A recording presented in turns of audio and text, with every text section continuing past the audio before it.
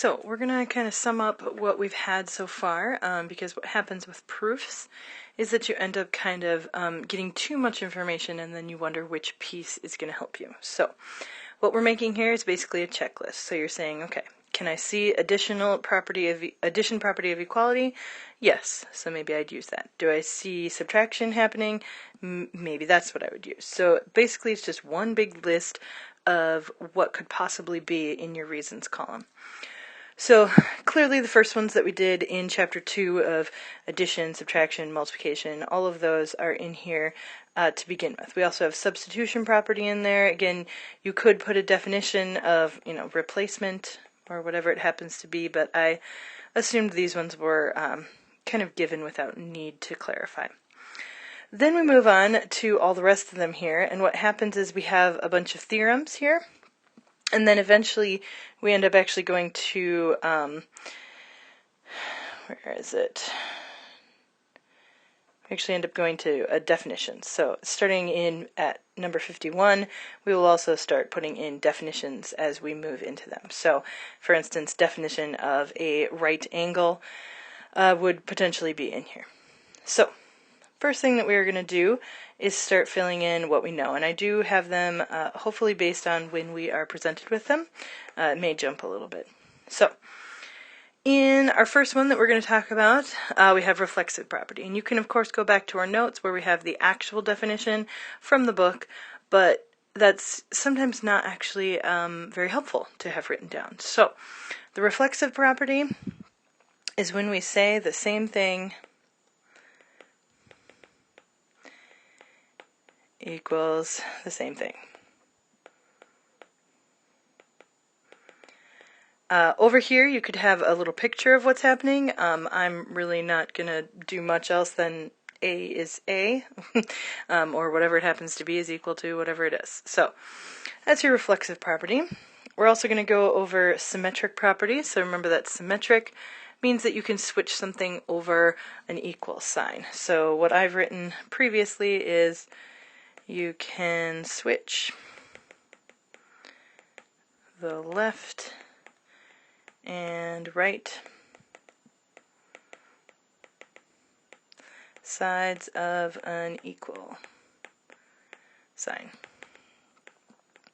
So as an example, I might say something like a traditional y equals mx plus b can actually be rewritten as mx plus b equals y, and it's still the same thing.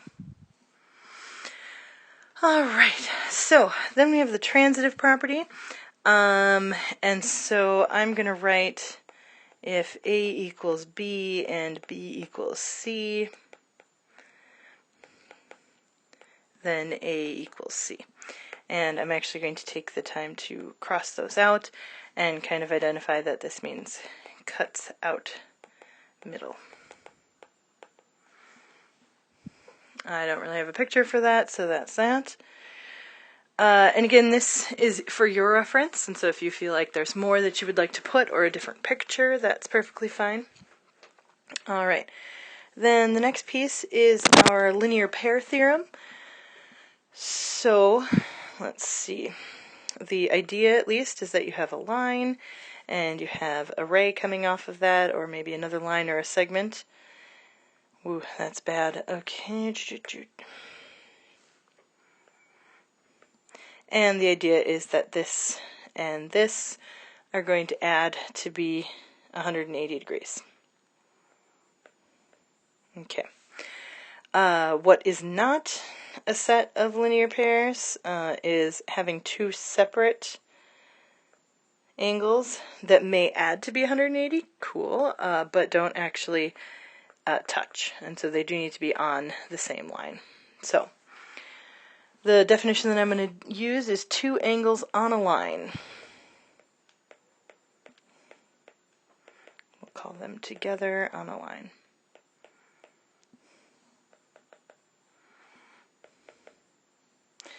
They must be adjacent.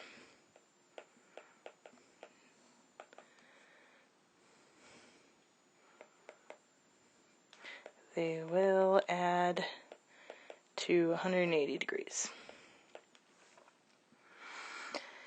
Alright, perfect.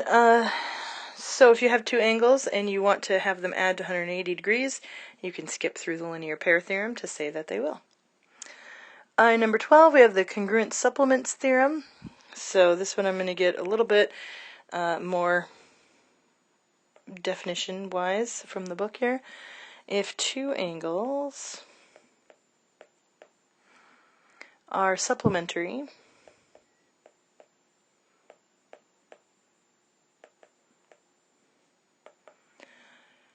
to the same angle,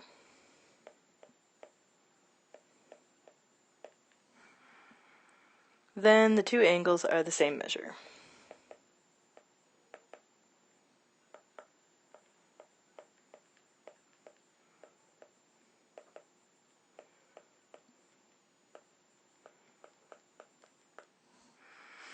Alright, so for instance, we have angle 1 plus angle 2 equals 180.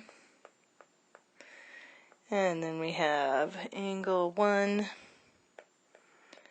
plus angle 3 equals 180. Turns out since they both have an angle 1, 2 and 3 must be the same. There it is. Alright, then this one, because it's basically the same thing, I'm going to say same as number 12, but adds to 90 degrees. Alright. Moving on, again, this is kind of a review of everything that we've had so far. Right angle congruence theorem tells you that all right angles, as long as they're called right angles, are congruent. Or we could say equal. Alright, then we have angle addition property, which means that we can take part of an angle plus another part of an angle, and it's going to equal the whole angle. So for instance, if I draw a picture and put in some letters A, B, C, and D, I can say that the top part, for instance, angle ABD, plus the bottom part, which is DBC, is going to equal the whole angle ABC. Officially, it just means angles can be added together.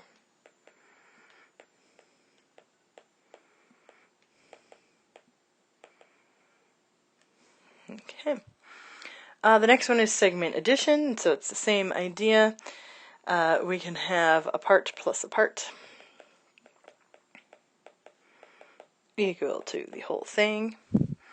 And so if I go ahead and draw a picture of some segments, A, B, and C, I'm saying segment AB plus segment BC is going to equal the entire segment AC. Alright, then we move on to our angles, so definitely want to draw pictures for those. So we've got vertical angles happen at the intersection of two segments or lines or rays. And so we're going to define this as a pair of opposite angles with the same measure.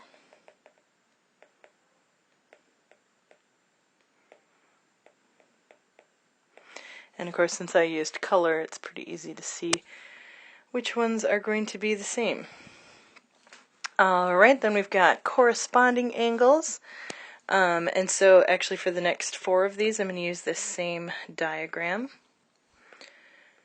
So I'm going to use this guy. There's my transversal. And I've got 2 lines that could potentially be parallel. So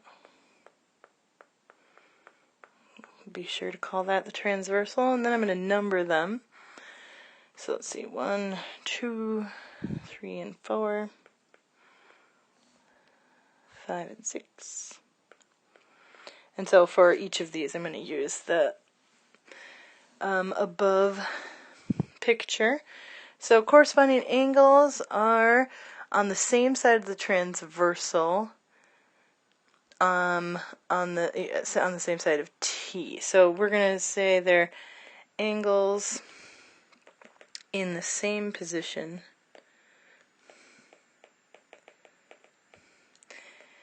at the intersection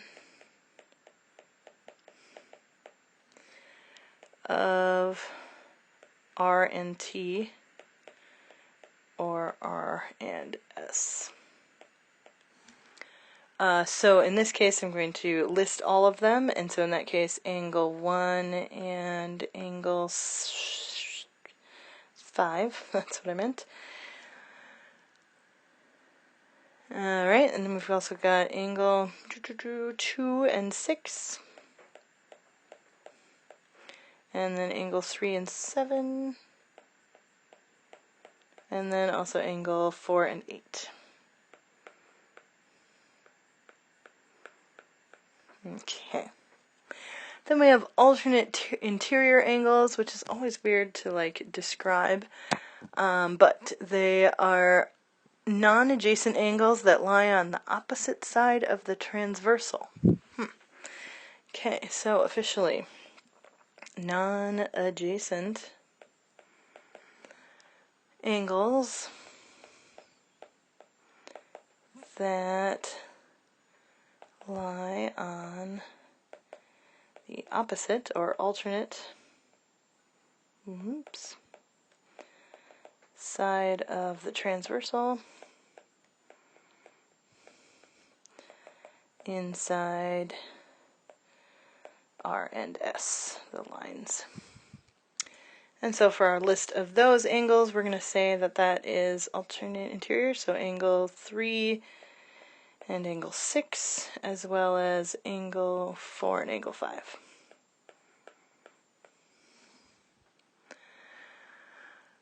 Alright. I'm also going to put a little extra piece for these ones, and we're going to say that these ones are congruent or the same. These ones will also end up being the same. Alternate exterior angles will also be the same, but same side interior are going to add to 180. So if those lines are parallel, so we'll kind of put the little parallel lines with the green, then those things happen. Alright, then we've got alternate interior angles. Exterior. So those lie on opposite sides of the transversal outside of R and S.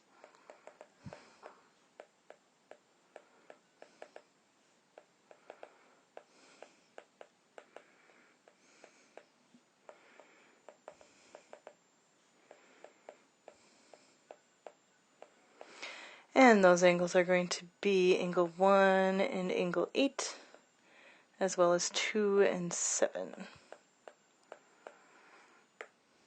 Alright, and then same side interior angles are going to lie on the same side of the transversal.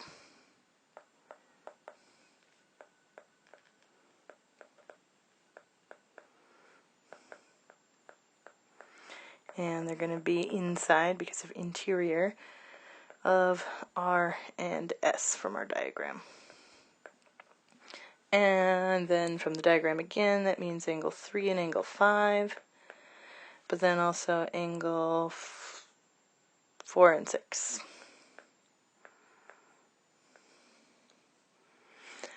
Alright, then we have the parallel lines postulate, which is also what we're talking about today. And so we're going to define that. We did in our notes earlier, but in a different day, but today we're going to prove it. So, through a point P, not on line L. We'll draw a picture in a second. There is exactly one parallel line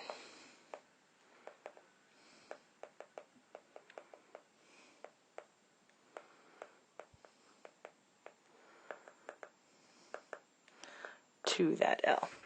So again, we're given a dot, and we're given a line, and literally there's only one option for a line that would go through that point and end up being parallel. Alright. So, going through, let's see, are there any definitions? Yes. So we're going to skip ahead to the definitions, and so we use them a few times. So far, we're going to do angle bisector. And so our angle bisector is the ray, or line, or segment that cuts an angle into two equal parts. So we're going to have this be our angle bisector, and then the fact that we now have two equal angle pieces. Alright. Then we have a bisect, and it indicates, if you use that word, that there are two equal parts.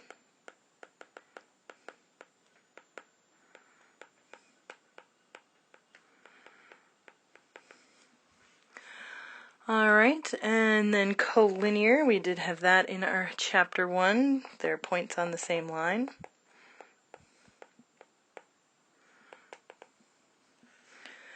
So if I draw an image, we get A, B, C, and if we put another point out here, we've got A, B, and C are collinear. Not D, of course. Alright, then complementary angles. Two angles that add to 90 degrees. They don't need to be adjacent. So complementary is your 90 degrees, and then congruent segments have the same measure. So we'll call it equal measure. And of course, to say that something is the same length, we do want the tick marks.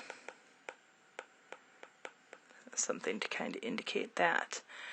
The next thing, and yeah, we're going through quite a few of them in this set of notes because we are in chapter 3 now, so we've gone through a lot of things. Let's see. The midpoint is the center of a segment, and it leads to two equal parts. So when we're talking about algebra, we're going to usually do that.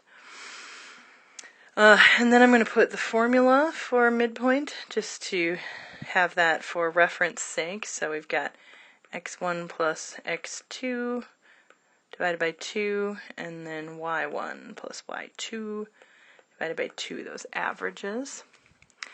Then we'll define a right angle as we and supplementary as we did complementary. So right angle has 90 degrees and indicated with a box usually. So again, got our little, and actually a lot of times it's red, so. Alright, and then I believe our last one, yep, is going to be supplementary. So two angles that add to 180 degrees. They do not need to be adjacent. Alright, so kind of a very long review of what we've had so far, which will definitely be helpful as we come to like an optional quiz or test that's coming up. So just something that you can look back on and say, do I see any Alternate exterior angles. Do I see any angle addition that I could do? Do I see any subtraction that I could use in here? Just so that you have something to kind of fill in the blanks if it feels like you don't know what to put in the reasons column. This is what you're going to do.